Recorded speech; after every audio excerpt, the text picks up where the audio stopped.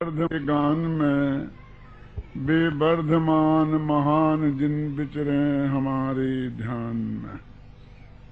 ये सारा जगत दो प्रकार के भावों से परिचित है, या तो हर्ष या शोक। कभी ये दुखी होकर रोता है तो कभी पांच इंद्रियों के विषयों में लौकिक अनुकूलता में अत्यंत खुशियां मनाता है। और सारा जगत इन दो प्रकार के भावों से ही परिचित है। जो तीसरे प्रकार का भाव है जिसे हम वैराग्य कहते हैं, वो इन दोनों प्रकार के भावों के अभाव रूप है। न उसमें हर्ष है और न इसमें शोक है। 12 भावनाओं में का चिंतन जो दीक्षा के प्रसंग में होता है, वो इन दोनों भावों के अभाव रूप होता है। इसलिए 12 भावनाओं की जो एक परिभाषा दी है दौलत राम जी ने कि इन चिंतत सम सुख जागे जिम ज्वलनी पवन के लागे, कि 12 भावना वो चीज है कि जिसके चिंतन करने से समता रूपी सुख जगे। हर्ष वाला सुख नहीं, खुशियों वाला सुख नहीं, नाचने वाला सुख नहीं, और इन खुशियों के अभाव रूप दुख भी नहीं। वो चीज जिससे पैदा हो उसका नाम है 12 भावना। तो 12 भावनाएं हमने बहुत पढ़ी हैं और हमारे आचार्यों ने, पंडितों ने, ज्ञानी धर्मात्माओं ने लिखी भी बहुत हैं। उसका कारण ये है कि हर मुनिराज जब मुनि दीक्षा लेते हैं तो ये 12 भावनाओं का चिंतन उस वक्त तो करते ही हैं, है ना। मुनि सकल वृत्ति बड़ भागी, है ना। भोगन ते वैरागी, पर वैराग्य उपावन माही चिंते अनुप्रेक्षा, कि वैराग्य की उत्पत्ति में वे अनुप्रेक्षाओं का चिंतन करते हैं। तो जहां भी शास्त्रों में किसी मुनिराज की दीक्षा का प्रसंग आएगा, तीर्थंकरों की दीक्षा का प्रसंग आएगा, तो वहां 12 भावना का वर्णन होगा। इसलिए जितने शास्त्र होंगे प्रथमानि योग में, सब में 12 भावना। चरणानि योग के शास्त्र होंगे तो उसमें 10 धर्म 12 भावना आती हैं, तो उसमें 12 भावना। तो इसलिए हर जगह जगह पे 12 भावनाएं आएंगी। और जैन समाज में वो इतनी गहराई से, विशेषकर दिगंबर समाज में प्रवेश कर गई हैं कि हमारे बच्चे बच्चे, माताएं, बहनें रोजाना 12 भावनाओं का पाठ करती ही हैं। और सर्वाधिक प्रचलित 12 भावना अपने यहाँ वो है ना, राजा राणा छत्रपति और हातिन के यशपाल। शायद ही कोई दिगंबर जैन एक ऐसा होगा कि जिसको ये 12 भावना याद नहीं होगी और वो इसे याद नहीं करता होगा। लेकिन उसकी चिंतन प्रक्रिया में उसमें जो कहा गया है उसका सही भाव हम नहीं समझ पाते हैं। इसलिए हर्ष के स्थान पर हम रोने लगते हैं और हमारा चिंतन का स्वर ऐसा हो जाता है कि राजा राणा छत्रपति और हातिन के यशवार, और मरना सबको एक दिन अपनी अपनी बार। जब हाथी चलते होंगे, अभी भी चल रहे हैं हाथी, लेकिन आज की भाषा में कहें तो हम कह सकते हैं कारों के यशवार। राजा राणा छत्रपति, कोई भी मिनिस्टर हो, कोई राष्ट्रपति हो, और कारों में बैठने वाले हों, कुछ भी हो, उससे कोई फर्क नहीं पड़ता। मूल मुद्दे की बात यह है कि इसमें जो लिखा है कि मरना सबको एक दिन, ये बात सुनते ही हमारा चित्त में आकुलता खड़ी हो जाती है कि हाय राम, मुझे भी मरना पड़ेगा। और वो शोक की लहर दौड़ने लगती है। वो वैराग्य की लहर तो नहीं आती।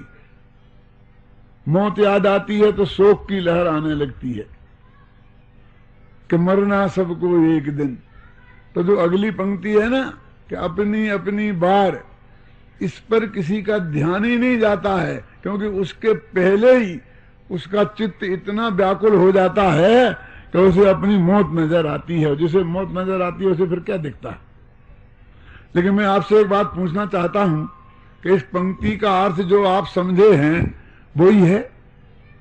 यदि वो है तो ये बात सच्ची है कि मरना सबको एक दिन, क्या हम सब एक दिन मरेंगे? ये बात तो बिल्कुल सच्ची नहीं है। लिखा तो है और हम रोजाना बोलते हैं कि मरना सबको एक दिन, और उसके बारे में हमने कितने रोए गाए हैं। लेकिन इसका अर्थ वास्तव में एक दिन नहीं है। एक दिन तो वे निगोदिया जीव एक साथ मरते हैं जो एक जीव शरीर में होते हैं। हम थोड़ी एक दिन मरने वाले हैं। तो क्या अर्थ है इसका कि एक दिन माने एक ना एक दिन। लिखा तो है एक दिन, और अर्थ क्या है? एक ना एक दिन। और एक ना एक दिन का अर्थ होता है कभी ना कभी। तो इन दोनों बातों में कितना फर्क पड़ गया। एक दिन मरने की बात और कभी ना कभी मरने की बात में कितना अंतर है कि कभी ना कभी कब। तो अगली पंक्ति कहती है कि अपनी अपनी बार, कि जब जिसका नंबर आएगा तब। इसका मतलब नंबर नक्की है, डेट फिक्स है, क्षण फिक्स है। ये क्रमबद्ध पर्याय जो गुरुदेव सिंह ने हमें बताई थी वो इस पंक्ति में से निकल रही कि नहीं निकल रही देखो। लेकिन हमने निकाली आज तक। सवाल वो निकल रही उसका नहीं है, लेकिन हमने नहीं निकाल पाई तो उसका आनंद हमने नहीं उठा पाया कि अपनी अपनी बार। तो बात तो मरने की है ना, कि जब नंबर आएगा तब मरना होगा। लेकिन मैं आपसे पूछता हूं कि ये मरने की बात है कि जीवन की गारंटी है? ये गारंटी पत्र है। जब आप कोई सामान खरीदते हो ना और वो कहते हैं कि इसकी इतने दिन की हमारी गारंटी है, यदि इसके पहले खराब हो जाए तो नई चीज ले जाना, पुरानी फेंक जाना। क्यों? तो ये गारंटी पत्र है कि उसके खराब होने की बात है कि साहब इतने दिन बाद तो खराब होगी। क्या बात होगी? क्यों? उसके लिए कोई रोता है? तो अपना नंबर आएगा तब हम मरेंगे, उसके पहले नहीं मरेंगे, ये गारंटी पत्र है। तो उस दिन मरने के लिए क्या रोना? आनंद की बात है कि हम अपने जब समय नहीं आएगा उसके पहले किसी कीमत पर मरेंगे नहीं। यदि ये गारंटी हमें समझ में आती तो हमारे को खेद नहीं होता, शोक नहीं होता, घबराहट नहीं होती, एक अलग प्रकार का आनंद आता। और लिखा है उसमें देखो साफ साफ, कोई समय सार की गाथा नहीं है कि किसी पंडित की जरूरत पड़े, बस थोड़ा सा उपयोग लगाने की जरूरत है। लेकिन उपयोग तो सारा धंधे पानी में लग रहा है। क्यों? लिखा कितना साफ लिखा कि मरना सबको एक दिन, अपनी अपनी बार। फिर इसके मन में एक बेईमानी आई कि भैया जब नंबर आएगा तब मरना पड़ेगा, पहले तो नहीं। कि हाँ पहले की तो गारंटी है। कोई उपाय ऐसा नहीं है कि तब भी ना मरना पड़े? क्यों? कोई उपाय ऐसा हो कि जब हमारा नंबर आए तब भी हमको ना मरना पड़े, वो बात बताओ। तो उसके लिए उनने दूसरी भावना लिखी कि भैया कोई उपाय नहीं है। दल बल देवी देवता और माता पिता परिवार और मरती बिरिया जीव को न राखन। उसका जवाब है जी। बचा नहीं पाएगा, बचा नहीं पाएगा, बचा नहीं पाएगा। अरे कब नहीं बचा पाएगा? जब उस टाइम आएगा तब। मरती बिरिया, मरने के समय। ख्याल में आया ना? तो ये जो वस्तु का स्वरूप है, ये देह से देहांतर में जाना संसार का। ख्याल में आया ना? कि एक कुर्ता मेरा फटफट के बिल्कुल जार जार हो जाए 50 जगह से फट जाए, ठेकरे लग जाए, और क्यों साहब फिर भी नहीं बचा सकते? अरे इसको बचाने की क्या बात करता है? ये तो अच्छा है जितने जल्दी छूटे। क्यों?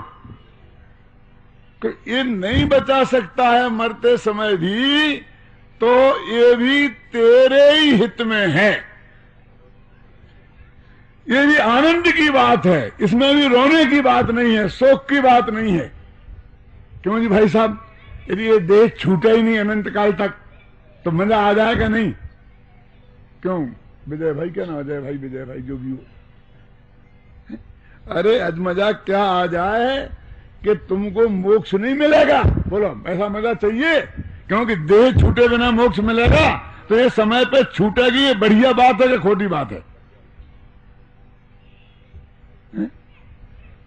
तो ये इसमें से वो आनंद निकलना चाहिए, वैराग वाला आनंद।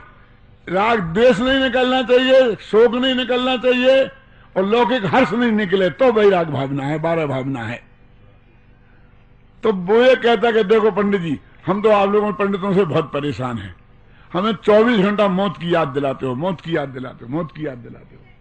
अरे जब मरेंगे मर जाएंगे, लेकिन जब तक जिंदा हैं तब तक तो मजे से जिंदा रहने दो, तब तक तो खूब आनंद भोगने दो।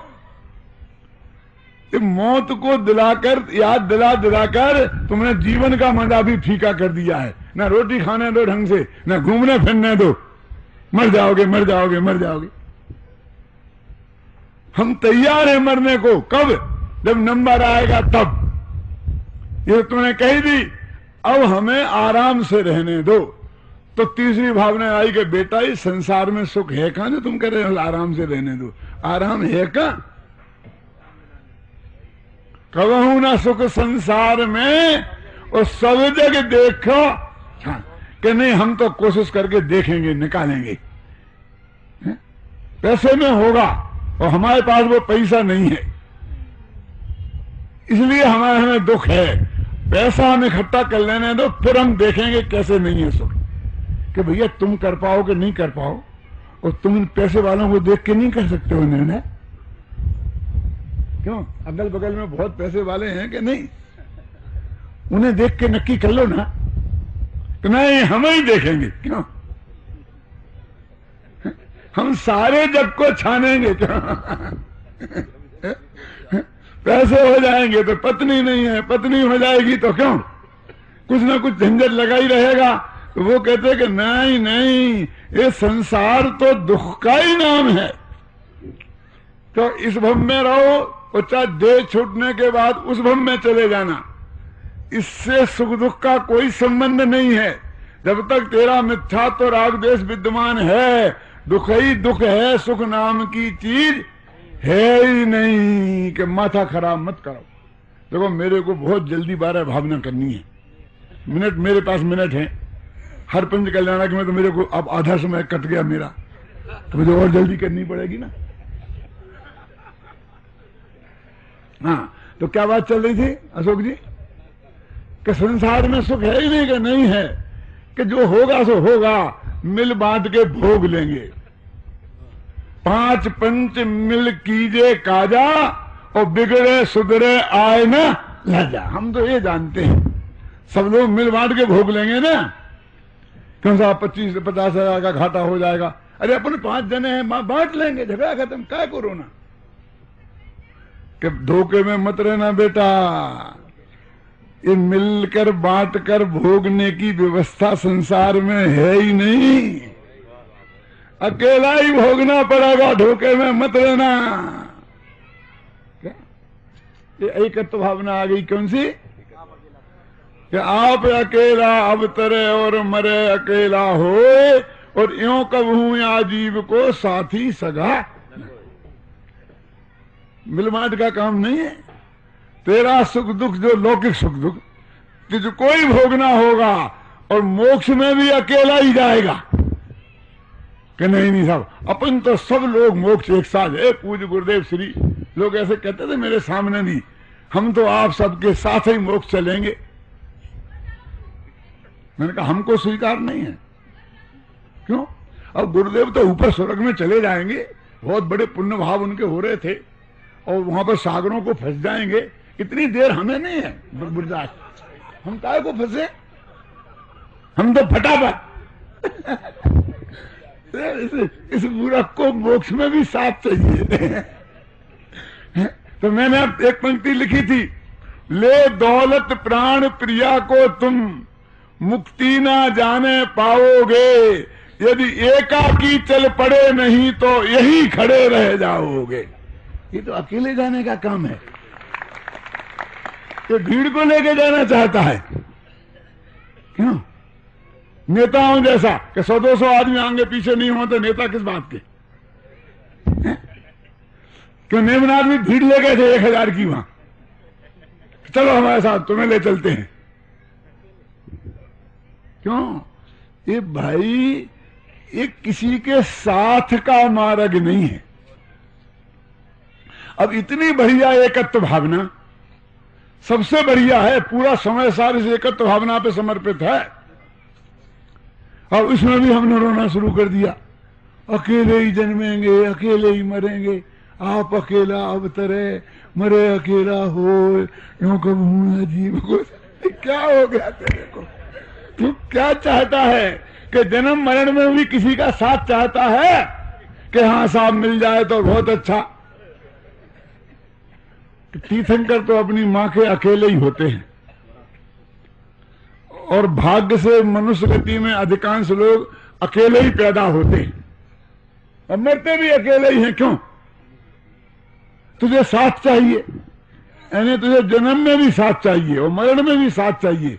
और शिकायत किनसे है कि स्त्री बाल बच्चे माँ बाप रिश्तेदार कोई साथ नहीं देता। इस भले आदमी से पूछो कि तेरे मरण में तेरे बाल बच्चे तेरा साथ दे, में तू ये चाहता है? जिस दिन बाल बच्चों को पता चलेगा लेने के देने पड़ जाएंगे, रोटियां नहीं खिलाएंगे कि पिताजी चाहते कि हम भी इनके साथ मर जाएं। मरण में साथ का अर्थ क्या है? क्यों? ये तेरी भावना कितनी खोटी है कि ये मेरा साथ नहीं देते हो, मरण में साथ देवें। क्या मैं ये चाहता हूं कि मेरा सारा कुनबा मेरे साथ मर जाए? अरे लोग तो अपना वंश चलाने के लिए बच्चा नहीं होता है तो गोद लेते हैं, और तू कहता है मेरे साथ साथ हो जाए, नाती पोते सब। नहीं चलेगा कि साहब जन्म में कि तेरा बच्चा तेरा जन्म में साथ देता, तो बच्चा कैसे होता? जुड़वा भाई होता।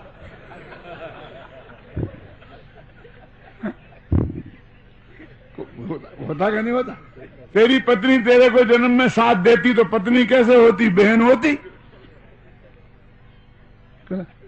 ये जन्म में मरण में साथ की कल्पना ही संसार है, साथ की भावना ही संसार है, और एकत्व की भावना ही मोक्ष का मार्ग है। कोई किसी का साथ नहीं देता, ये बुरी बात नहीं है, ये अच्छी बात है। असली बात तो इससे भी आगे है। अच्छी तो है जी, असली नहीं है। तो असली बात क्या है विमल जी? असली बात अन्यत्व भावना पे जा रहा हूं मैं, कि कोई किसी का साथ नहीं देता कि दे नहीं सकता।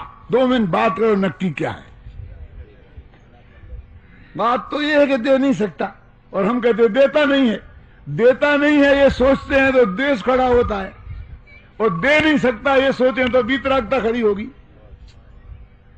मेरे पेट में भयंकर दर्द है, डॉक्टरों को बुलाया, उनने दवाइयां दी, ये करी वो करी, और उन्होंने कहा भैया दर्द नहीं जा रहा है तो ये बहुत भयंकर अपेंडिक्स है, गड़बड़ हो गई है, अब कुछ नहीं हो सकता है, अभी तो इनको मार्फिया का इंजेक्शन दे दो, सो जाएं। क्या? और सुबह अस्पताल में लाना, ऑपरेशन करना पड़ेगा। लगाया एक इंजेक्शन, लेकिन दर्द नहीं हुआ ठीक, फिर भी चिल्लाता रहा। तो क्या हुआ कि एक और लगा दिया, कि अब भी नहीं गया, एक और लगा दो कि मर जाएगा। अब नहीं लगा सकते, अब तो भोगना ही पड़ेगा, और सोए अस्पताल में ऑपरेशन होगा। तो अब मैं पूछता हूं कि पत्नी बाल बच्चे कोई अपना दुख में साथ दे नहीं रहे कि दे नहीं सकते? उनने कोशिश तो पूरी कर ली, अब तो भोगने में ही फायदा है कि नहीं है? अब हम कहें कि पत्नी भी वो दुख बांट तो सकती नहीं है, वो चाहे तो रो रो कर नया दुख पैदा कर सकती है खुद के लिए। बाल बच्चे कर सकते कि नहीं कर सकते, साथ में रोने बैठ जाए। समझदार आदमी का काम क्या है कि बेटा पत्नी से जाओ तुम सो, अब मेरा दुख तो मुझे भोगना पड़ेगा, तुमने जितना इंतजाम करना था कर लिया, अब कुछ नहीं है, तुम सो। कि आप रो रहे तड़प रहे हो और हम सोए कैसे? कि तुम नहीं सोओगे तो सोए मुझे अस्पताल कौन ले जाएगा? मेरी सुबह सेवा कौन करेगा? समझदारी तो इसमें है कि नहीं कि तुम सो और सुबह से लाइन पे लगना, कि इसमें समझदारी है कि मैं तो यहां रो रहा हूं और तुम फुसुर फुसुर सो रहे हो, कोई नहीं सोएगा। इसमें समझदारी है कि उसमें? बोलो। क्योंकि दुख बांट तो सकता नहीं, मेरा दुख तो मुझे भोगना पड़ेगा। तो ये सोचना कि कोई साथ नहीं देता, ये सही नहीं है। सही ये है कि कोई किसी का साथ दे नहीं सकता, क्योंकि हमें गुरुदेव श्री ने बताया कि दो द्रव्यों के बीच में वज्र की दीवार है, अत्यंत भाव की दीवार पड़ी है, कोई किसी का साथ देने का सवाल ही नहीं है। और तू जिस देह की बात करता है, क्यों जिस देह को छूटने का तेरे को डर लगता है, पहले तूने इस देह को अच्छी तरह से देखा है? ये कैसी है? क्यों? इस देह के संयोग में जो वस्तु पल भर आएगी वह भी मलिन मल मूत्रमय दुर्गंधमय हो जाएगी। सोच ले, एक पल को अभी अभी सुंदर हलवा बनाया है मूंग की दाल का, अठपेरा घी का, क्यों, और हाथ चक्की का आटा और कुएं का पानी, इतना शुद्ध कि उसका कहना ही नहीं। भगवान आत्मा से भी ज्यादा शुद्ध है। इस शुद्ध हलवा वाले को भगवान आत्मा शुद्ध नहीं दिखता है, उन्हें हलवा ही शुद्ध दिखता है। तो वो शुद्ध हलवा अपने मुंह में रखा, क्यों भाई साहब, एक क्षण को, और उसी वक्त मुंह में से निकाल दिया, कोई छुएगा? उस परम पवित्र हलवा की ये दुर्दशा कैसे हुई कि मेरा मुंह तो जूठा ही नहीं है, परम पवित्र है। कोलगेट के सुरक्षा चक्र से मैंने ऐसे परम पवित्र किया था 100 बार। कुछ भी कर, लेकिन ये जूठापन मिटता ही नहीं है। क्यों जी? वो हलवा थोड़ा पेट में चला जाए और वॉमिटिंग हो जाए, कोई देखना पसंद करेगा? और 4-6 घंटे तुम्हारी संगति में रह जाए और फिर किसी रास्ते से निकले तो उस परम पवित्र हलवा की ये दुर्दशा किसकी संगति में हुई है? कि जिसकी संगति तुम चाहते हो कि मर ना जाऊं, मर ना जाऊं, मर ना जाऊं, देह का वियोग ना हो जाए। वो कैसा है पहला उसे विचार तो कर लो। इस देह के संयोग में जो वस्तु पल भर आएगी वह भी मलिन मल मूत्र में दुर्गंध में हो जाएगी। एक चीज ऐसी है कि इसकी संगति में अनादि से रही, लेकिन वो गंदी नहीं हुई। सब चीजें तो गंदी हो जाती हैं। कौन? किंतु रहे इस देह में निर्मल रहा जो आत्मा, वह गे है श्रद्धेय है, बस ध्येय भी वह आत्मा। तू उसकी बात क्यों नहीं करता है? इस देह की बात क्यों करता है? इस तरह इन 6 भावनाएं, अनित्य, असरण, संसार, एकत्व, अन्यत्व और असुचि, इनने क्या बताया कि ये संसार अनित्य है। संसार माने संयोग। ये असरण है, असरण है माने इसको रोकना संभव नहीं है, ये परिवर्तित होगा होगा और होगा, इसका नाम असरण है। ये संसार असार है, ख्याल में आए ना? और एक एक चीज जुदी जुदी है, कोई किसी का कोई साथ नहीं है। और जिस संयोग की तू बात करता है, वो संयोग जिसके लिए तू छाती से लगाए रखना चाहता है, जिसके मरने वियोग का नाम मरण है, और जिस मरण से तू घबरा रहा है, वो कैसा है जरा उसको देख ले। नव द्वार बहे घिनकारी और अस दे करे किम यारी। ये यारी क्या है? यारी किसे कहते हैं भाई साहब? यारी नहीं जानते? यारी माने आसव भावना। क्या क्या सुना? ये नहीं सुना होगा उत्तम चंद जी। यारी माने आसव भावना, इससे राग करना, इससे अपनापन स्थापित करना, ये मिथ्यात्व रूप आश्रम, इससे राग करना। ख्याल में आया ना? ये मिथ्यात्व अवृद्धि प्रमाद कसाय रूप आश्रम कि ये जो यारी है, ये वो इस देह से भी ज्यादा खतरनाक है। ये देह खतरनाक नहीं है। क्यों? क्योंकि यदि हड्डी अपवित्र है तो वह तेरी नाही, और खून भी असुचि है तो वह पुद्गल पर छाई। तेरी सुचिता ज्ञान है और असुचिता राग, और राग आग को त्याग कर निष्को निज को निज में भाग। यदि हड्डी अपवित्र है तो रहने देना, तेरे बाप का क्या जाता है? यदि खून गंदा है तो रहने देना, क्योंकि गंदे खून की उपस्थिति में, ये अपवित्र हड्डी की उपस्थिति में इस भगवान आत्मा को केवल ज्ञान हो जाता है और अनंत सुख हो जाता है। हो जाता है कि नहीं हो जाता? इस देह की उपस्थिति में अनंत सुख हो जाता है। होता कि नहीं होता? केवली भगवान को 13वें गुणस्थान में देह है और अनंत सुख भी है। इस देह में तेरा बाप का क्या बिगाड़ा? ये तो वैसे ही जुदी है। इसको काय को रो रहा है? गंदी है तो गंदी है, अच्छी है तो अच्छी है, इसमें क्या रोना धोना?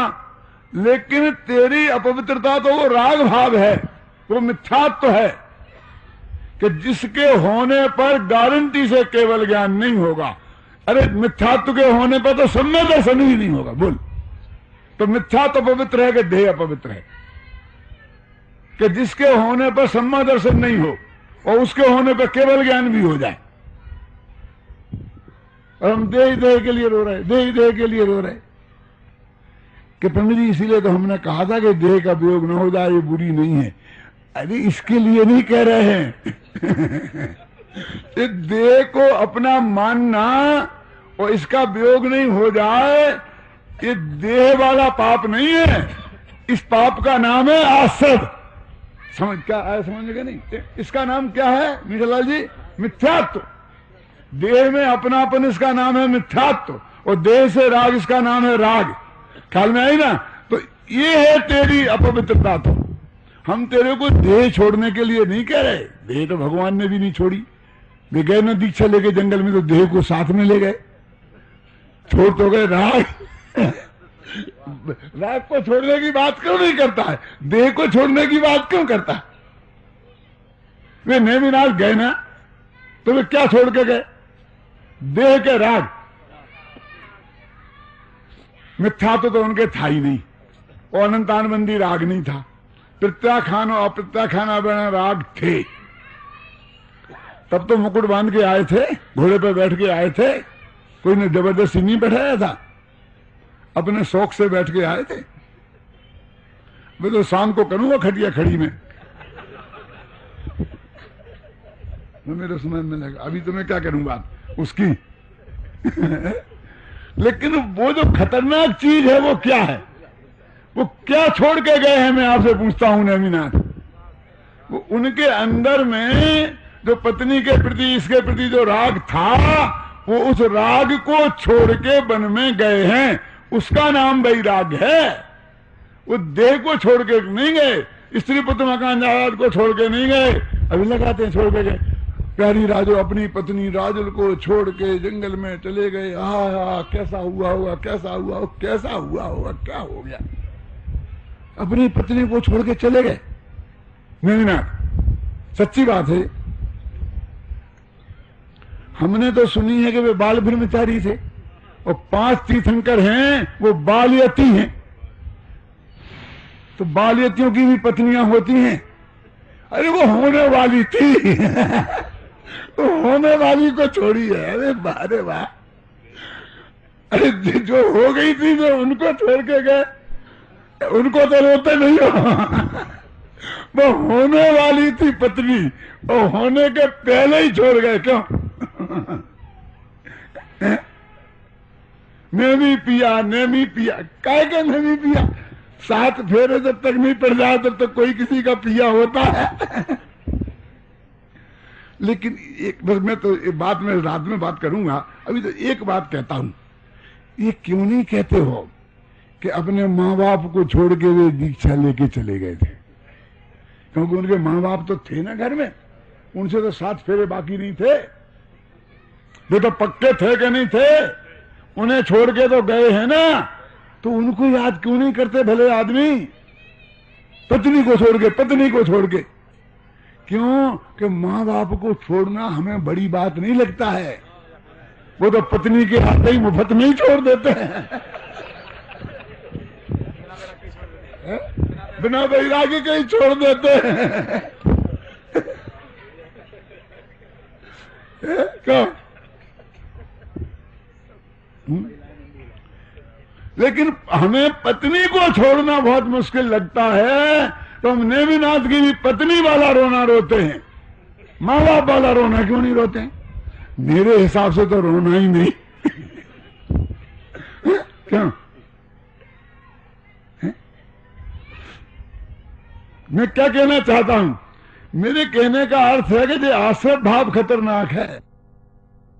ये इनके अभाव पूर्वक जो निर्मल दशा प्रकट हुई वो संबर भावना है।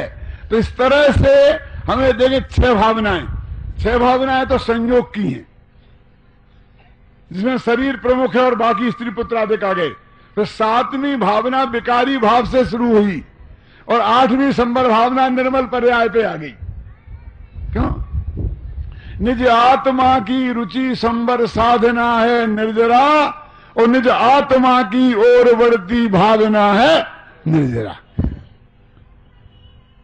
कि ये संबर और निर्जरा, ये भावना उनके प्रकट हुई, ये भाव उनके प्रकट हुए। भावना क्या? भाव। संबर और निर्जरा भाव हैं, ये मुक्ति के मार्ग के भाव हैं, ये निर्मल पर्याय हैं, ये वीतराग पर्याय हैं। लेकिन ये प्रकट हुई हैं, लेकिन इनके आश्रय से ये प्रकट नहीं हुई हैं, वे अपने भगवान आत्मा के आश्रय से प्रकट हुई हैं। तो ऐसे संबर निर्जरा भावना में मोक्ष भी ले लेना, क्योंकि मोक्ष नाम की कोई अलग भावना नहीं है।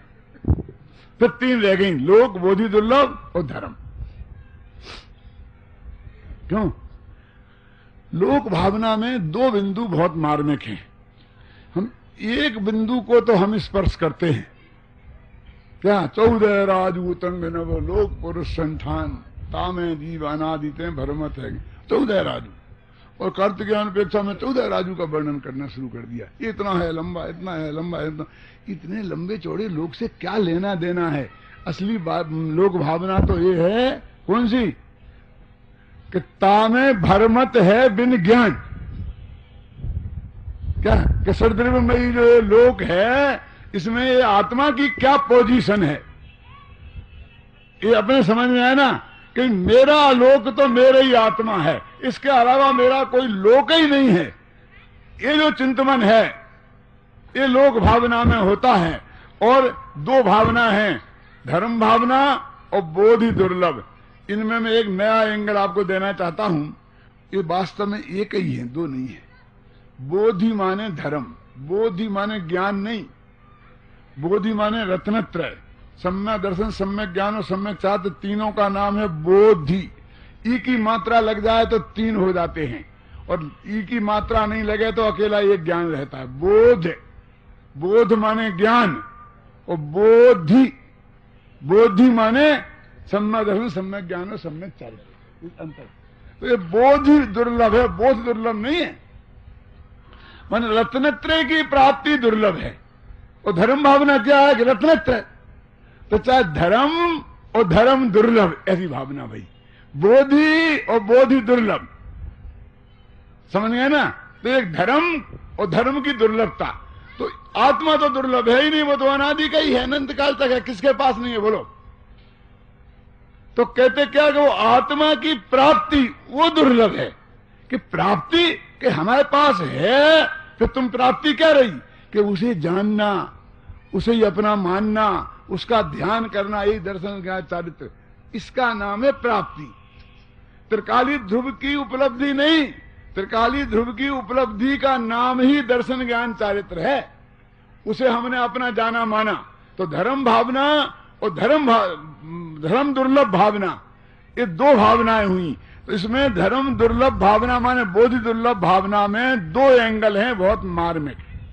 पहला एंगल तो ये जो अपन बहुत जानते हैं कि बोधि बहुत दुर्लभ है, बहुत दुर्लभ है, निगोद से निकलना दुर्लभ है, तुष्पर्याय पाना दुर्लभ है, मनुष्य गति में आना दुर्लभ है, उत्तम धर्म प्राप्त करना दुर्लभ है, ये दुर्लभ है, वो दुर्लभ है। एक तो ये, और दूसरा एंगल ये है शास्त्रों में कि कहां दुर्लभ है, ये तो तेरे पास उपलब्ध है ना, सदा हाजिर हजूर परमात्मा। दुर्लभ तो वो चीज होती है जो पराधीन होती है। एक शब्द में मैं कहता हूं, एक कप चाय का प्राप्त होना जितना दुर्लभ है ना, भगवान आत्मा की प्राप्ति उतनी दुर्लभ नहीं है। इसमें लिखा है चेहरा उसमें जयतन छाबड़ा ने कि बोधि आपका भाव है, निश्चय दुर्लभ नहीं, वो तो अपना भाव है। इतना सा अंतर है निरंजन भाई कि कोई आदमी हमारे पास आया कि साहब मेरे को 100 रुपए की बहुत जरूरत है, यदि दवाई लाके खानी है, 2 घंटे में दवाई नहीं खाई तो फिर बहुत गड़बड़ हो जाएगा मामला, तो 100 रुपया मुझे चाहिए। अब मेरी जेब में 1000 रुपए हैं और मैं 100 रुपया किसी को दे दूं ना, तो मेरा कुछ बिगड़ने वाला नहीं है, मेरी कभी एक कप चाय में कमी नहीं पड़ने वाली है। घर में लाखों रुपया हैं, तो अभी अपनी जेब में से निकाल के 100 रुपया देना ये कठिन है। कभी ऐसा चिंता मत कर, मैं अभी तेरे को करता हूं इंतजाम। निरंजन भाई आपके पास 100 रुपया हो, ये बहुत गरीब आदमी है, मेरे पास तो नहीं है पंडित जी, अशोक भाई आपके पास है।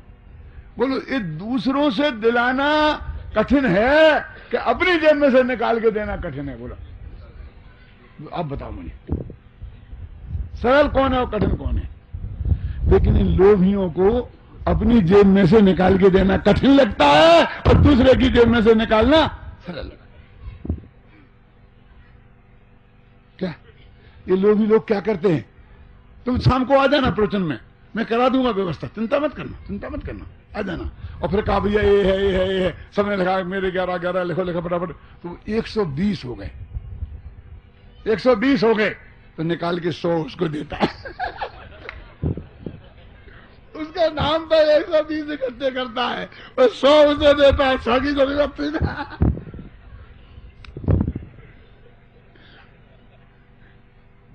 इन लोभियों को वो सरल दिखता है और खुद जेब से निकाल के देना कठिन लगता है। एक बहुत महत्वपूर्ण घटना मुझे याद आ गई है, मैं इस वक्त उसको सुनाए बिना लोक सम्मेलन नहीं कर सकता हूं। बाबू भाई के यहाँ पंचकल्याण था फतेहपुर में, और मैं वहां गया हुआ था, मेरा रोजाना शाम को व्याख्यान होता था, गुरुदेव भी मौजूद थे, साहू अशोक कुमार जी भी आए थे। तो वो मेरे पीछे चढ़ गए, उन्हें किसी ने कह दिया होगा ये अच्छे, तो कहें मेरे साथ तुम चलो, हमारे यहाँ मेरे साथ चलो, छोड़ छाड़ के, तुम जो कहोगे सो दोगे, जो कहोगे सो दोगे। मैंने उन्हें बहुत समझाया कि नहीं मैं कहीं नहीं जाऊंगा, मैं अपना काम बढ़िया बहुत कर रहा हूं। फिर बोले एक काम करो साहब कि भगवान महावीर का 25वां निर्माण वर्ष है, इसमें हमको 1 करोड़ रुपया इकट्ठा करना है, ये करना है, वो करना है, तो आप इसमें हमें कोई योगदान दो। मतलब हम क्या, हम पंडित कह देंगे? नहीं, आप समाज से करवा के जगह जगह जाके करवा दो। मैंने कहा सेठ जी सुनो, तुम 1 सेकंड में अपनी जेब में से पेन निकालो और एक चेक बुक पे साइन करो और 1 करोड़ का चेक लिख दो, तो तुम 1 सेकंड में वो काम कर सकते हो। और मैं पंडित सारी जिंदगी भीख मांगने को निकलूं तो भी मेरे से ये होने वाला नहीं है, ये 10-20 पंडित मिल मिला के कर पाएंगे। तो ये 20 पंडितों की जिंदगी तुम्हारी एक क्षण पे नेछावर कर दें क्या हम? लेकिन जो काम हम करते हैं वे तुम 100 सेठ मिलके नहीं कर सकते हो, और हमसे वो काम कराना चाहते हो तुम, तो कहा मैंने उनको, ये काम तुम्हारा है। हम जो शास्त्र लिखते हैं, पढ़ते हैं, बोलते हैं, वो तुम इस भव में नहीं कर सकते हो। तुम्हारी जिंदगी किस काम की? इस समाज के किसी काम की नहीं है, क्योंकि तुम एक लाइन लिख नहीं सकते हो, एक लाइन बोल नहीं सकते हो। अभी 2-5 लाख रुपया में देकर बोली लोगे और अभय कुमार तुमको 2 लाइन पकड़ाएगा तो 2 घंटा रटोगे और फिर भी भूल जाओगे, तो अभय कुमार को बोलना पड़ेगा। तुम्हारा मनुष्य कितना कीमती है समझ लो, कितनी अकल है तुम में, घबराना नहीं। और हम 24 घंटा उसमें लग रहे हैं, हमारी जिंदगी तुम उसमें बर्बाद करना चाहते हो। सच बोलता हूं, हाथ जोड़ने लग गए, पैर पकड़ लिए मेरे। नहीं पंडित जी, आप बिल्कुल मत करना कभी जिंदगी में, ये हम ही करेंगे, आप तो अपना ही काम करिए। और क्या था उनके हाथ में? मैं सच बोलता हूं आपको, ये परम सत्य है। अरे आप समझते क्या हो, हम लोगों ने क्या उपलब्ध किया है पूज्य गुरुदेव के प्रताप से। उत्तम चंद्र जी, आपको क्या मिला है आपको पता नहीं है, ख्याल में है ना? दर्जी को हीरा मिले और सुई पहुना नाम, तुम्हें कोहिनूर हीरा मिल गया है और तुम अभी पेटीकोट ब्लाउज सीने में लग रहे हो।